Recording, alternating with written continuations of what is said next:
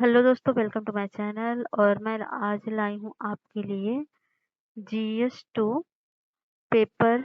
GS 2 मतलब paper 2 है। GS 2 paper 3 है, सॉरी।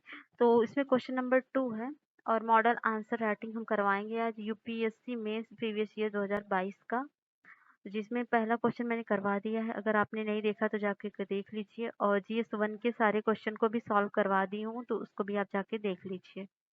तो ये बहुत ही बेनिफिशियल होने वाला है आपके ये मेंस एग्जाम के लिए। तो अगर ये आप यूपीएससी की तैयारी करते हैं तो ये तो देखना बहुत ही ज़रूरी है। तो चलिए बिना टाइम वेस्ट किए हुए हम स्टार्ट करते हैं। तो क्वेश्चन यहाँ पर दिया हुआ है और हम देखते हैं। जैसे क्वेश्चन है, एक मिनट।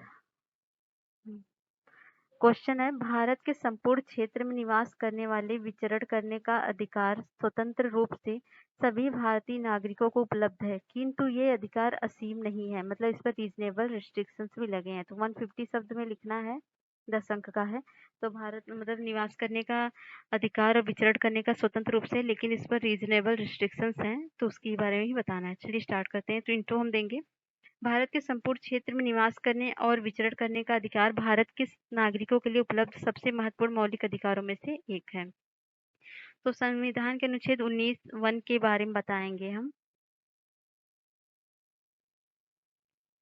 भारतीय संविधान का अनुच्छेद 19(1) में लिखा है कि प्रत्येक नागरिक को देश के पूरे क्षेत्र में स्वतंत्र रूप से विचरण का अधिकार देता है।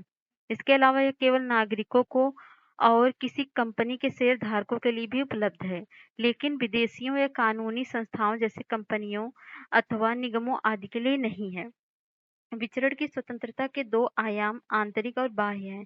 अनुच्छेद 19(1) में केवल आंतरिक आयाम यानी देश के अंदर विचरण के अधिकार की रक्षा करता है। वहीं बात करें इस स्वतंत्रता पर प्रतिबंध केवल दो आधारों पर लगाया जा सकता है, जिसका उल्लेख संविधान के अनुच्छेद 19(5) में किया गया है, अर्थात जनता के हित और अनुसूचित जनजाति के हितों की सुरक्षा। और दूसरा है अनुच्छेद 19(1) में मतलब भारतीय नागरिकों को भारत के क्षेत्र के किसी भी हिस्से में रहने और बसने का अधिकार प्रदान करता है।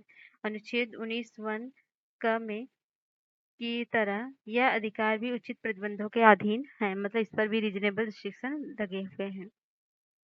हालांकि ये अधिकार अत्यांतिक मतलब एक्सट्रीम नहीं है। उदाहरण के लिए भारत में अनुसूचित जनजाति के हितों की रक्षा के लिए भारतीय संविधान की 5वीं और 6वीं अनुसूची में विभिन्न प्रावधान किए गए हैं।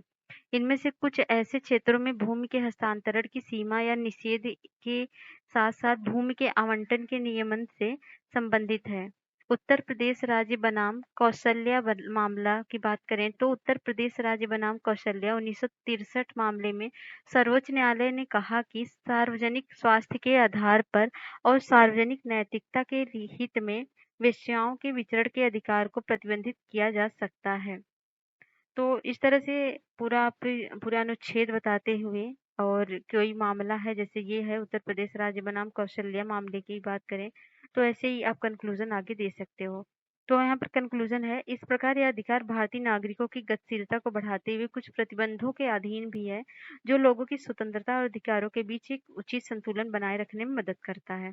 तो एक बैलेंस कंक्लूजन है, और इस तरह से ये 150 वर्ड में अच्छा आंसर लिखा जा सकता है। ठीक है, तो आपको कैसा लगा ये आंसर बताइएगा जरूर, और फीडबैक जरूर दीजिएगा, और इसको लाइक कर दीजिए, शेयर कर दीजिए, सब्सक्राइब कर दीजिए।